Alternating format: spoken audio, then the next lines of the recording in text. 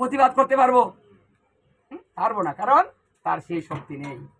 মানুষ প্রতিবাদ করতে পারে, কিন্তু এটা বৃক্ষ পারে না, হ্যাঁ, এটা পশু পারে না, এটা কীট পতঙ্গ পারে না, এটা তো মানুষ পারে। যে জনমটার মধ্যে আমাদের প্রতিবাদ নেই, আছে শুধু সহ্য, সয়ে যেতে হবে।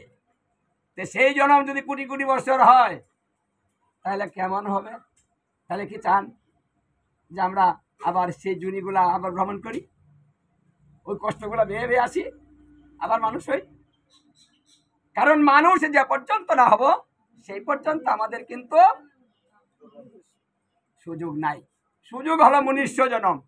এই জন্য মানুষকে বলা হয় দেবদুর্লভ জনম, মানে যে জনমটার দ্বারাতে আমরা ভগবত প্রাপ্ত হতে পারি, যে জনমটার দ্বারাতে আমরা ভজন করতে পারি, যে জনমটার দ্বারাতে আমরা কৃষ্ণ কথা বলতে পারি, যে জনমটার দ্বারাতে আমরা ভক্ত সঙ্গ করতে পারি, যে জনমটার দ্বারাতে আমরা বৈষ্ণবদেরকে সেবা দিতে পারি, গীতা ভাগবত শ্রবণ করতে পারি, মানে সব করতে পারি আমরা। কারণ ইচ্ছাটা কাজে লাগালেই আমরা যা খুশি তাই করতে পারি।